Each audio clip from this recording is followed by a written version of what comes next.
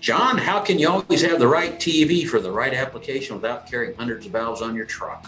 You can carry the hundreds of valves on a trailer behind your truck. That's too funny. That would work, but how are you going to do that? Maybe there's an easier way. You can use Sporland's interchangeable cartridge style Type Q and Type BQ TEVs. Type Q is a conventional design and Type BQ is a balanced port TEV. Well, come on. I need easy. How easy is it? Easy as 1, 2, 3. And it serves thousands of unique applications. So what's the process? How do I put this together? First, you select the thermostatic element assembly. Then you select the body that you need. Then you select the right size cartridge for the application to get the proper capacity TEV for your application. And then I guess it should also be said you want to actually assemble those into a single valve. That'd probably be a good idea. Indeed. These easy to select and assemble valves mean you're always carrying the right valve for the right job then. If folks want to learn more, what do they do?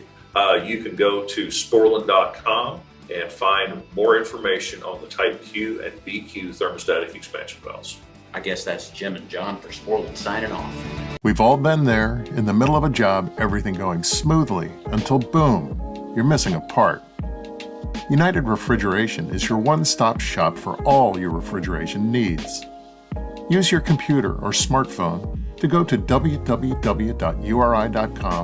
at any time of the day or night to check stock on your favorite brands, such as Copeland, Sporland, Carlisle Compressors, Danfoss, Emerson CPC boards and sensors, Carrel, Hussmann Parts, and K2Therm. United Refrigeration Inc. is home to these brands and many more. Looking for information on refrigerant conversions or refrigerant banking? Quick access links on the homepage can get you to the information you need. All approved accounts are able to see live to-the-minute inventory and pricing. Product not in stock at your local branch? No problem. Use the Nearby Stock feature to find a local branch that does have what you need. Are you looking for a branch address, phone number, or after-hours number? That's all available as well. Just click on the branch locator and search for your local branch. Have a model number and looking for a replacement part? www.uri.com/ARP has a vast list of quick pick replacement parts. Just search for the model number of the equipment you're working on and click the Replacement Parts tab. If you don't have an account, click the Register button and we'll have you online in no time. With more than 400 locations in North America, each United Refrigeration branch is fully stocked for immediate pickup. Our branch employees have in-depth technical knowledge, so we can help you get what you need when you need it. Visit your local store or www.uri.com/ARP today. United Refrigeration Inc. has all your solutions down cold.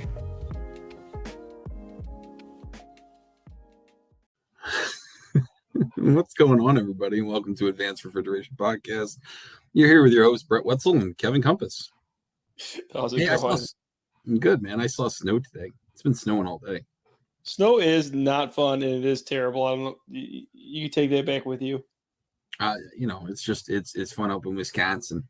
I'm gonna eat a lot of cheese, get fatter. It's gonna be awesome. It snowed for the first time up here too, and unfortunately, like you obviously know because you're from where snow was. Whenever it snows, everybody forgets how to freaking drive. Yeah, well, they put up the rental car place because they're like, I was like, what am I getting? He's like, well, I don't know. It depends on how cool you are. I'm like, I don't know, whatever, just whatever you got. He's like, all right, I'll give you the Challenger. Didn't say shit about the weather forecast. I mean, I think that he would say, hey, by the way, we're about to get a shit ton of snow between Tuesday and Wednesday. You might want to get something that's a little bit more reliable in the snow. That was not the case. So now I have a rear wheel accident machine. Awesome. Rear wheel accident machine. Where are you at? I am finishing up an Aldi startup that is a kind of a rush, disaster job. Basically, they didn't get power till Saturday night. So we had to Wait a go minute. in. Wait a minute. I talked to you before, and I thought this was all fucking started up. I thought you got it all done over the weekend. You're like, oh, I got it done. Rawr. Well, it's almost all started up. I mean, well, when like there's multiple things that like don't have, power, we need power to like do things. So Like what? like make the magic happen. Oh, what kind of magic? Like I don't know, make the store cold. And then it turned out there was no gas in the building, so like then it, just like healthy, like 45 degrees inside there. And you're lucky it wasn't cold enough. The pipes would have started busting. Or did they not have the pipes done in the store? Oh God, you think there's water? Isn't the store supposed to open today? Tomorrow or Thursday. But needless to say, like all of our stuff is done. Like we got my other starter well tomorrow, and that is it.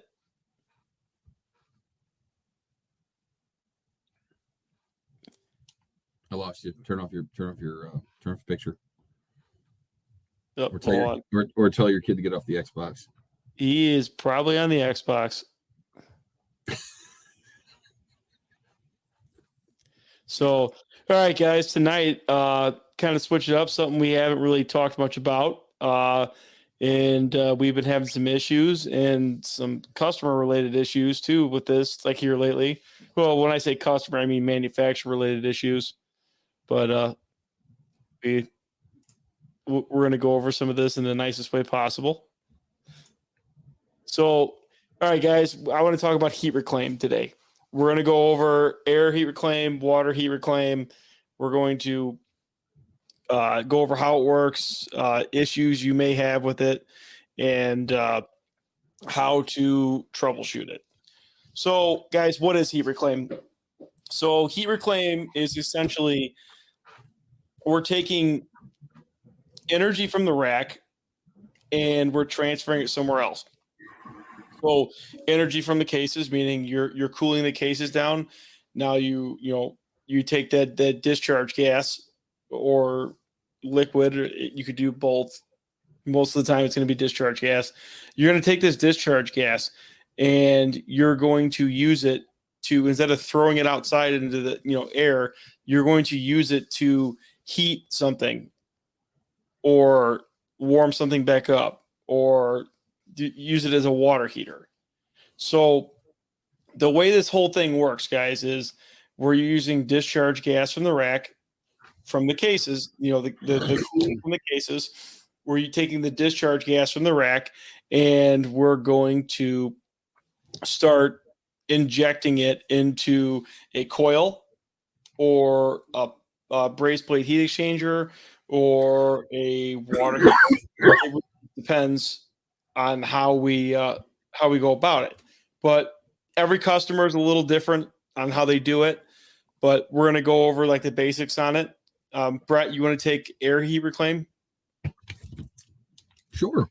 So, a lot of people have the misconception that, heat is actually what pulls out humidity, which is a falsehood, right? We don't heat up the store and get less humidity. We're basically running the air conditioning in a supermarket longer, only because we're able to, add a little bit additional heat through the heat reclaim. So basically you would take that hot gas discharge and divert it either with a 3-way valve or a Belimo valve or, maybe some solenoids, and basically divert that hot gas into the air coil in the main air conditioning or the main heater for the store. And then essentially what happens is, that little bit of load isn't enough really to take over the air conditioning, but it's enough just to not allow the temperature to keep decreasing. By this time, we're running the air conditioner now longer. You can tell a store where the heat reclaim is not really working. Basically, you'll be in the store and the store will be 67 degrees, cold as hell, and it'll be humid as hell. That's a good indication that the air conditioning is either oversized or we just don't have the heat reclaim functioning. a lot of times, like Kevin said, it comes from the discharge of the compressors. So instead of, going out to the condensers first and desuperheating and then turning it into latent heat to turn into a liquid, instead, we just divert that hot gas directly into the coil. In the wintertime, you might have ultra low head pressures. And if you have options to run any kind of heat or heat reclaim, typically you would run the heat first, the heat reclaim first. And then if you had your next option, you would run gas heat because gas is cheaper than electric. And then your third option for some of the older units that are out there, you actually have a holdback valve that has a solenoid on it that when the solenoid's activated, it basically, doesn't allow the holdback valve to regulate. But sometimes what they'll do is they'll have that temperature turned up to about 95 degrees saturated in order to raise the head pressure, which raises the amount of heat. Go ahead, Kev. So one thing I want to kind of talk about. So now we're talking about the raising the head pressure for heat reclaim. So this is the way I always kind of thought about it. So obviously we want to try to maintain head pressure, in the wintertime, because that's our saving grace when we're going to save all this energy. So I have seen customers. Well, I haven't really seen the A8 too much because, air heat reclaims kind of hit or miss up here just because of our the rules. But I've seen customers where they drive the head pressure up with the condenser applications. So they'll take and they'll do a shift. Talk about instead of an A8 hole, they have a heat reclaim shift set point, which is an option in the E2. Pretty sure it's in Danfoss too. And they shift the condenser set point up. Now, by doing this, they are increasing your condenser capacity or condenser temperature, which is going to drive up the head pressure, which is going to drive up your heat. Now, Brett, what's your thoughts on this? When you're doing that, to me, up here at least, gas is cheaper than electric. So it seems like it would make more sense to just get what you can out of the rack and without driving up the head pressure artificially and just run the gas heat to make up for the rest. No, and I agree with that. But in some stupid cold climates, sometimes you need that extra compensation, maybe even just to reheat the actual store. So like I said, you run the heat reclaim normal with whatever the head pressure, however low the head pressure is. You run the heat reclaim, you run your gas heat, and then if additional store heat is needed, then last case scenario, you would bump up your head pressure because, like Kevin said, if you bump up your head pressure, you increase your compression ratio, which increases your kW usage, and everyone's stupid energy efficient now, so we don't want to do that. So yes, I totally agree with that. That should the raising the head pressure or the heat reclaim offset or whatever you want to call it. I know in the 326 and the CoreLink controller, I'm pretty sure there's a heat reclaim setting that you could bump it up or whatever. Because there is a minimum pressure in the 326 and the CoreLink. So when you're dealing with that, you do have that setting to raise it up. But once again, you really don't want to do that unless you absolutely have to, right? Yeah, that's to me, it's costing more energy and is driving up compression ratios. So that's just going to cause more heat and wear in the compressor. So I'm not a big fan of doing that, especially for example, bring up Aldi, for example, with their mini scroll, they use scroll racks. Your heat of compression on those on the 448 scrolls is quite a bit. So even in the winter times, you already have decently high discharge temps. So to me, doing that is kind of counterproductive for the fact that you don't really need that because you already have that discharge temp. You already have 180, 190 degree discharge temp. So, you're already getting that heat off there. So, driving up the KW that much more, to me, this doesn't make sense. No, and I understand that, but like what I'm making it aware there because Yeah.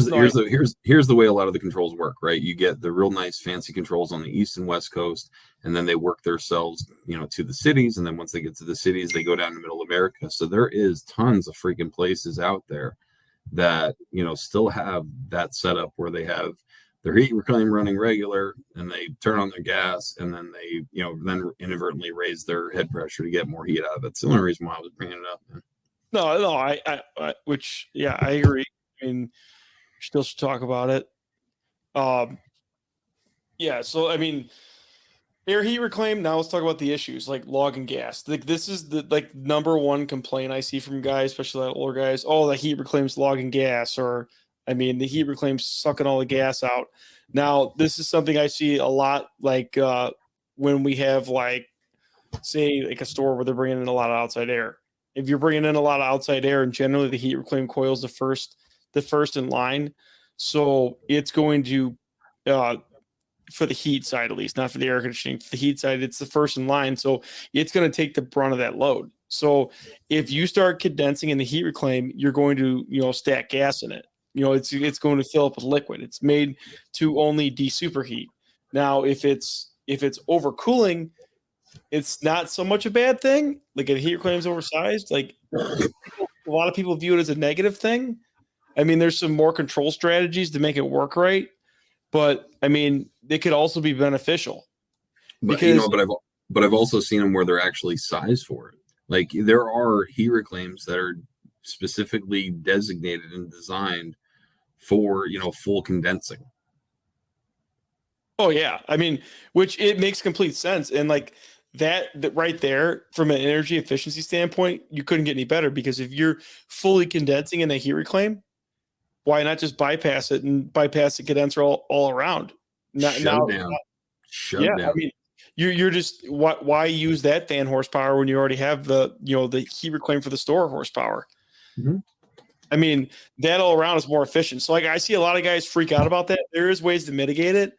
Like, I mean, we've had stores where like Costco, for example, the glycol reclaim or reheat racks for the warm fluid, it'll be 40 degrees coming out the discharge out of the heat exchanger. Damn. On the original Zero Zone stores, it was like 40, 45 degrees. So then you had 40, 45 degree liquid coming out of there from 190. It was dropping it down that low. And it was making the discharge lines sweat going to the condensers in the stores. I seen it. Yeah. So, I mean, at that point, you're better off just taking a solenoid, taking that super great rich liquid, subcooled liquid, and using it to your advantage instead of just piling a condenser full of liquid. Because now everything is going upstairs, a cold liquid. It's raising in temperature in the condenser, and then coming back down is warmer. It lost subcooling on the roof, and you had to fill that entire condenser upstairs because it's no longer half gas, half liquid. It's just a pure liquid. Now, let me ask you a question. So, from my experience, I think the average refrigerant usage, based off the rack, is typically about anywhere from 10 to 15% of how much actual, vapor that it's using to do the whole air heat reclaim coil with piping and stuff. Because all the stores that I did up in New England, they had, heat reclaim that was in the Seasons 4. But a lot of times, rack's low on charge. And so they would, shut off the heat reclaim. It would pump out whatever vapor and pump that down to, to suction pressure. And then they're like, well, I can make it through the night. I'll be back tomorrow. Well, yeah, I mean, that's, I mean, don't get me wrong. I've done that before. No, but I'm saying like how much usage, do you see? From my experience, from my perspective, I was seeing anywhere from 10 to 15%, where if you would shut it off, that's what the temperature, basically the receiver level would increase once shut off, once it pumped everything the hell out. So I really think it depends on how warm it is, how cool it is outside, and then how far away everything and how big the heat reclaim is. I mean, yeah, it's probably about 10% it'll get you.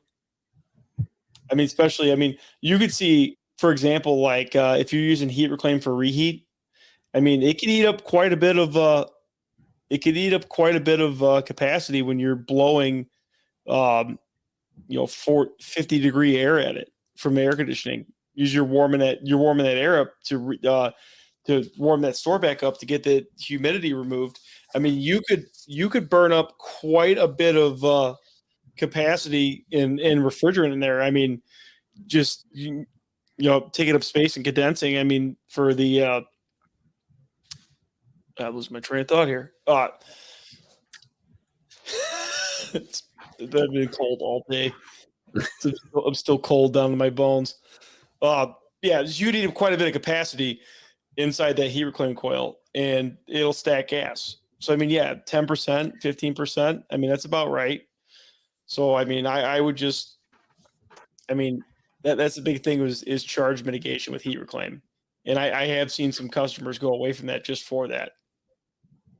Absolutely. Also make sure that that wherever you're pumping out your heat reclaim, because sometimes the program will basically pulse it based off of whatever it's trying to do, like whether it's in dehumidification mode or not, right? If it's just in air conditioning mode, whatever. But if it's in heat reclaim mode, they're trying to pull the humidity on. It might be going off and on. Make sure wherever the line is taking that refrigerant out, you are at the lowest spot. I had a problem up in a state that rides with Connecticut, and basically the line coming back from the heat reclaim was like 3-in-1, and they had a nice big 3/8 line attached to it, but it was at the top of the fucking pipe. Come on. So it would just take forever to pump out. So we just decided at one point, we're like, well, it's a big store, we're going to leave the heat reclaim on all the time. Come on. Yeah, absolutely. Because otherwise we would have had to, pipe it and repipe it, and it wouldn't have been fun. Big unit. So by the time it shut off and started to pump out and got a little bit of like leeway, it was already back on again. Yeah, sometimes. But it would take out like we timed it because I pumped it out physically with a reclaimer, because I'm like, I have no I did the sling blade thing. I got no gas in it, so I was like, all right, I just need to try to get this shit out. And I was like, it's been off for 3 hours. It's still not pumping out. Like it was, but just slow as shit, because it was basically pulling off the top where the vapor is. I don't know how long that 3/8 tube it was that went down into the fucking 3-in-1-inch pipe. Chances are it probably went halfway and was like, I'm done.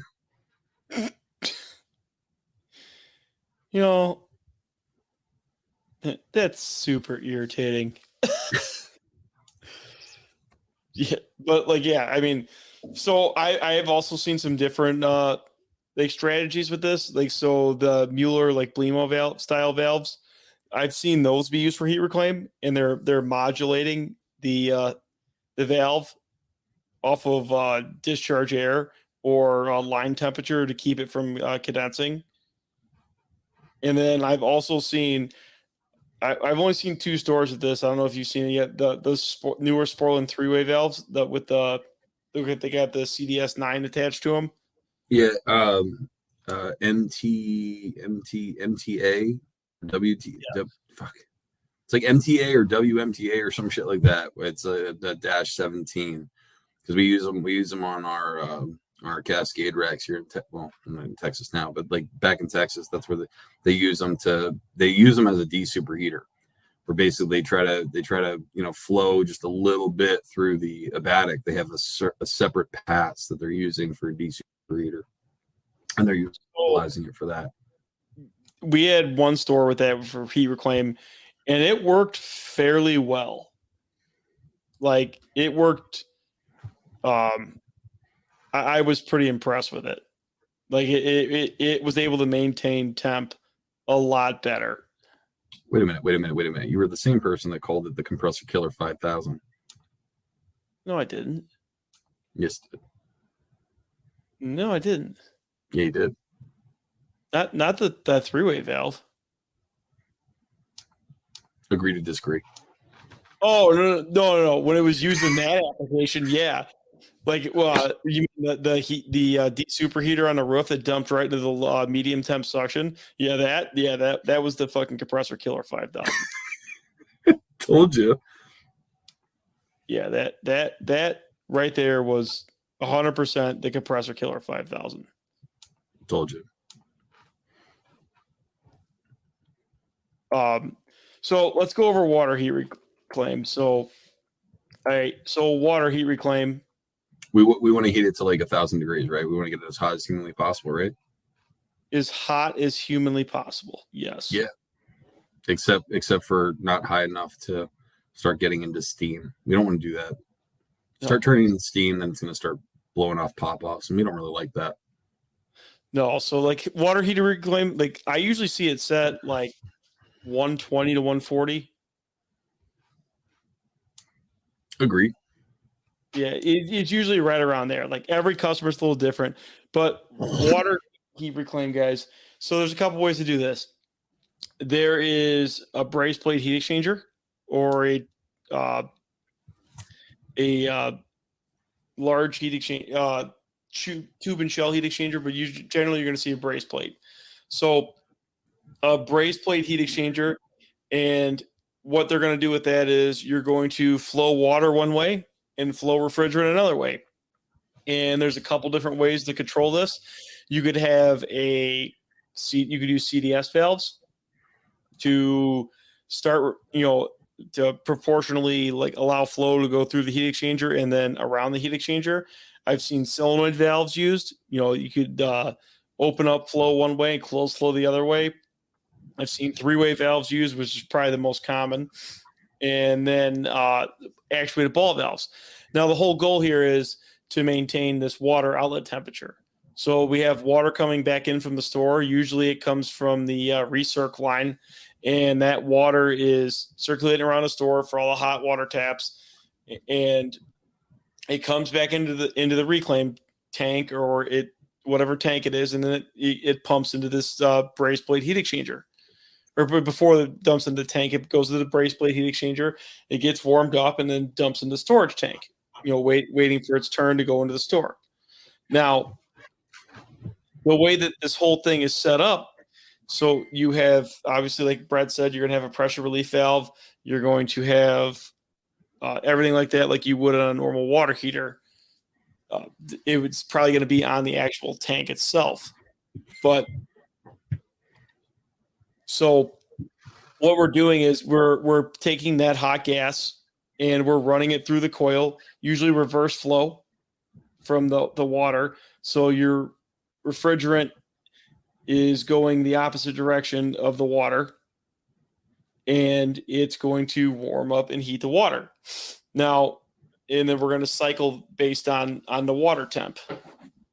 And once we get there, it's going to shut off and it's going to switch back to whatever it is. Now, when we get to the tanks, this is something I want to go over because it seems to come up a lot. So the tanks, like the Muellers and the thermistors, those tanks, the coil is on the outside of the tank. It is not in contact with the water. So I've seen a lot of guys, like they'll pop the relief and stick the leak detector there, and it goes off. Well, it's there's got to be something leaking in there. The tank's leaking, but there's actually no leak in the tank. So wait a minute. Is that all manufacturers though? Because you have the one that has like the Pittsburgh Steelers emblem on it, and then you have the Mueller ones. I believe those are on the outside of the tank too. At least I know the older ones are because I've had to fix one before. Oh. So the for sure the thermistors are on the outside of the tank. They're wrapped around. So why were some of the customers like basically just being like, you know what, rip them the fuck out? So you don't have to go into the specifics. Just give the gist of what the idea was behind it. So many people were like writing up leaks on them. Saying they were leaking. Now, don't get me wrong. Like they do leak. from time to time. And I mean, they do leak from time to time, but I mean, they don't leak as much as everybody thinks they leak. Gotcha. I mean, my whole thing with that is, lose my train of thought again. So like with the tanks, like the leak checker tanks, the best way to do it, honestly, is so they're full of foam. So if you look at them, they are full of they're foamed. So now foam will set off a leak detector. Yes, sir. So you got to watch that. Like spray foam will set off a leak detector. So if you stick your leak detector by those tanks, they'll go off. Especially like an 8. Go ahead. How about if you do this? Because I've done this before, where basically I had the heat reclaim off and I had it pumped out down the suction pressure, let it air out, and let it had it force off for a while, and then took my leak detector, put it my H10, put it right next to the right next to where the foam was. But I set it to the sensitivity to whatever I was getting from the foam, and then basically juiced on the heat reclaim, and then if the leak level started to increase, then I know that beep, beep, beep, beep, beep, beep. Then I know I'm leaking. Hello guys, this episode is brought to you by Fieldpiece. The tough wireless vacuum gauge MG44 from Fieldpiece is engineered to give you the reliable reading you need and the ease that you want. Confidently measure vacuums with a reliable leak-proof seal. The MG44 can be used with the JobLink system app from up to 1,000 feet away. This easy-to-read backlit LCD offers a graphical representation of the vacuum progress, even in low light or at odd angles. Visit www.fieldpiece.com for information or follow us on social media at Fieldpiece Products. Thanks again and enjoy the episode. Hey guys, today's episode is sponsored by Westermeyer Industries Serviceable Oil Floats. Many oil separators contain an oil float to effectively meter separated oil back to the compressors. Westermeyer Industries has taken this concept and perfected it with their new line of serviceable oil floats. These floats feature an improved design with fewer components, allowing for greater manufacturer consistency and up to 20% increased oil flow versus their legacy models. These floats also feature an integrated magnet to shield the oil path from debris and have been field proven in supermarket applications. Westermeyer Industries offer replacement oil floats not only for their own separators, but also cross-compatible models for our competitor oil separators as well. You can find out more about the Westermeyer Industries serviceable oil floats by visiting westermeyerind.com/floats. Once again, that's westermeyerind.com/float. Let's get on with the episode. Hey guys, question number 3 for the month of November. What pressure does a oil failure switch trip at on a Bitzer compressor? Let me know. Email your answers at arpgiveaways@gmail.com. And good luck. Well, yeah, you could probably do it that way. I mean, that's in the Stratus. I kind of was played around with that a little bit. Like when I was using that, like you got to kind of manual it out. But what I'll do is if it's going off like nuts, like by it, like if you're like, within like, a couple inches of it and it's going absolutely batshit crazy and you zeroed it out and it's still like it's still going like that. What I'll generally do is I'll take it and pinch it off and then pressurize it with nitrogen. Because here's the problem. If you just leave refrigerant in there and try to do like a leak down test. When you say pinch, well, hold on. Before you finish that, when you say pinch it off, you mean totally cut it and cap it and isolate it from the system? Yep. 100%. Okay. All right. Just making sure. No, I'm just gonna put nitrogen in there. Send it. No, well, so someone that I know, no one in Texas, somewhere else, basically pressurized a system that he had a leak on, but it was running, and because he couldn't pull a vacuum, and pressurized the system, and it was the ball valves that were leaking by. Lots of gas. Destroyed. Gone. See, that's a bad time. Very bad time. So that's why, like, when you said just pinch it off, I just want to reiterate the horrible fucking things that can happen if you don't cut it, cap it, and isolate it. Yeah, no, I'm cutting, capping, and isolating like Okay. all of it. Like just wanted to reiterate. That's all. Yeah. I don't want everyone to have a fucking bad time. Don't ever pressurize anything on a rack that's live. Like, I mean, unless it's cut loose. Like, I cannot reiterate that enough. Like, just cut it loose. It's literally not worth the time that it's going to take you. It's going to take you like not very much time at all. Just cut it loose. I mean, just don't ever put nitrogen or CO2 into a rack that's not cut, something that's not cut loose. But like the reason I don't like doing a bleed down test, like you just said, is because of that very reason, like what you just said, is you end up with you could be bleeding by.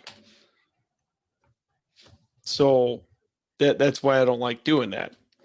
Now, same thing if you could condense in there too, because the water is going to be cold, so you could condense over the pressure, so you could lose pressure that way. So me personally, I think the best way to leak check those is to actually take and actually just pinch them off and pressurize them. I mean, if there's oil coming out of the bottom of it, you know it's leaking.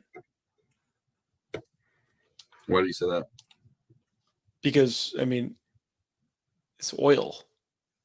It's not like there's a oil well. Maybe in Texas, there's maybe oil wells in the rack room.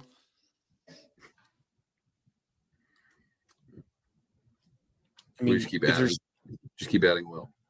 Just keep adding. Yeah, this keeps going on the pan and the heat reclaim coil. So, well, that's so talk. So if you're going to talk about leak checking, the air heat reclaim, that's something you want to do, obviously with the heat reclaim on with no airflow. So you can, basically go through there and scope it out, look for oil. But one of the main things you'll find, because you're supposed to be starting your leak detector outside. We're just walking in the store, and then all of a sudden when your leak detector goes, you need to get the fuck out because the leak rate's so bad. Then you got a leak in store. Yeah, the bag detector was good for that. I haven't seen that thing in forever. The back rack bag? I'm pretty sure the Stratus destroyed that thing. No. They get abused. I mean, because they're usually the hey, I couldn't find any leak machine. I need the bag back rack. You know what I mean? And it just got abused. I've seen fuckers suck water into the thing, pull off the probe off the top and just shove it in everywhere and, sucking up water.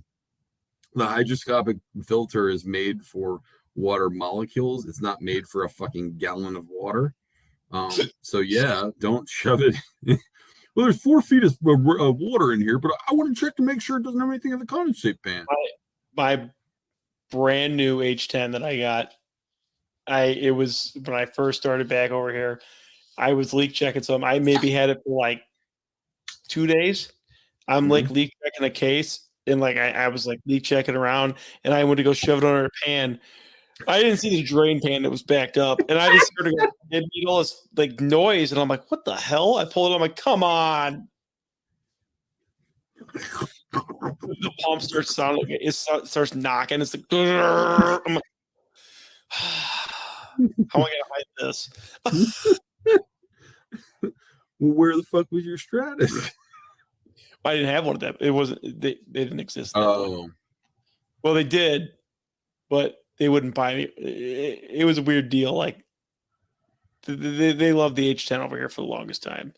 Dude, I've had Poncho and Lefty for 15 years. You know what? I have an H10 in my truck, my personal one, and it's a good leak detector. Minus the fact that it's a battery from 1972. Well, I mean, as long as you keep up with the batteries and shit. I know this is we're talking about heat reclaim or whatever, but as long as you keep up with the batteries and the sensors, and the filters at the end of the tip, and you don't stick it in a fucking condensate pan, you should be straight. It's easy for you to say you live in Texas. The batteries like up here, like they last like a week or two in the winter. I remember when I first started doing supermarket, I remember the batteries I think were even like a worse grade, and I remember guys would have the truck chart or the truck jumper set up in the cart with their leak detector and would just push the cart with the battery jumping thing that they use for the cars with the leak detector plugged into the cigarette lighter on the thing. And so they would look, I got a battery, it's fucking huge, it lasts forever, it lasts for like 8 days. So, but yeah, back to your game. Sorry. Yep. Squirrel. Yeah. So now my way of thinking about this is for like leak checking. Okay, obviously oil. So like here lately, we've had a couple CO2 heat reclaims leak, and they've been like super tiny leaks, like super tiny, like maybe like 50 ppm, 75 ppm, 100 every once in a while. But like there has been oil everywhere, like a film. So go ahead. Are you talking about the CO2 the CO2 air heat reclaim coils? Yeah. How are you not fucking hearing that? That's what I want to know. How? Because I'm convinced they're micro leaks. Like they're like really they're like micro leaks. So like this last one, like this store, I know this. It got pressurized to like 1,700 pounds. Sat overnight, didn't lose anything, and then it pulled the vacuum down to like 75 microns and held. So, and it was like 4 days later, all of a sudden, like I was checking one of the units out, and I'm like, what is that film over everything? Like it was like it was like everything was oily. Look, it was a brand new unit, but it looked like it was like WD-40 everywhere. Like, the hell? And like it smelled like refrigerant oil. So I went and got a leak detector, and like you get it close to the coil, and it's like 75 ppm, 85 ppm, then nothing. Then like you move it around like 100 ppm, like 175 ppm, then nothing. So like I was convinced like there's like micro like formicary like leaks in like the coil. Like it's like micro like just pinholes somehow. What's your leak detector saying? It's saying there's a leak. Oh, okay. So we pressurized the one, like we cut it loose and pressurized it. I think we had it sitting at like 1,700 pounds, and it lost like 4 or 5 pounds in like 2 hours. So not horrible, but not great. Yeah, it for for new equipment, it's not good, but like it's also not that big of a leak. But that's one thing to like keep in mind for that stuff. And like same thing for like heat reclaim coils. I see guys. I mean, a lot of times like heat reclaim coils are custom stuff. So I mean, especially they're in air handlers, and they're usually in a really bad spot if they're in an air handler in a ceiling. If you can fix it, try to fix it. If you can recircuit it, try to recircuit it. Hey, did you forget where your cough button was? Yeah, sorry. It's been a while since I've done that. It's been a while since you used the cough button. Stop it. Yeah, I mean, so like usually they're in like a really bad spot. So I mean, I see heat reclaim coils get shut down all the time because they have leaks. That's not the answer. Like just shutting them down completely is like a horrible idea. I mean, you're taking away so much from the store by not having that heat reclaim coil. I mean, energy wise and like dehumidification. I mean, dehumidification is going to be your biggest benefit. I think more than heat in the store is that dehumidification. I mean, without that, I mean, and energy, right? Because I mean, you're basically reducing the amount of superheated load going, the total heat rejection going to that gas cooler or condenser or whatever the fuck you're doing. Yeah, I mean, so you're reducing that, and then your dehumidification. I mean, everybody forgets how much energy you save with dehumidification on the cases. It's not just keeping everything from sweating and the lawsuits from slip and falls. It's also keeping the refrigeration running tip top efficiency. If your dew point's high, you're not running efficiently, and it's going to cost more kW to cool those cases. So I mean, that heat reclaim coil getting fixed is a drop in the bucket, what it's going to cost over the next 5-6 years to run that store at a high dew point or run that gas more. I mean, it's going to pay for itself to fix it. So don't valve them off. I mean, I've seen a lot of customers where they've had issues with them oversized. Now, we had one particular customer, like the heat reclaim coil was so massive that it would eat the receiver like 40%. So they wouldn't allow us to repipe the rack to bypass the condenser. So we did a couple things when doing this. We would split in the middle of summer. So when we were running on there, it would take enough load in the summertime. We could split the condenser. So we would split in heat reclaim. So that way we got a little more gas out of it and then a little more capacity. And then I took some cardboard and may or may not have blocked 1/4 of the heat reclaim coil to, keep it from being so oversized. You may or may not have. I may or may not have blocked like 1/4 of the heat reclaim coil, and it didn't affect the unit any, but it definitely made the receiver problem go away. Sweet. I mean, at that point, you could probably start cutting passes out. I mean, anything else to go over heat reclaim, Brett? No, man. I think we covered it. The pump out, some of the troubleshooting shit. I don't know. I think we got it. All right, guys. Thanks for listening. See you next time.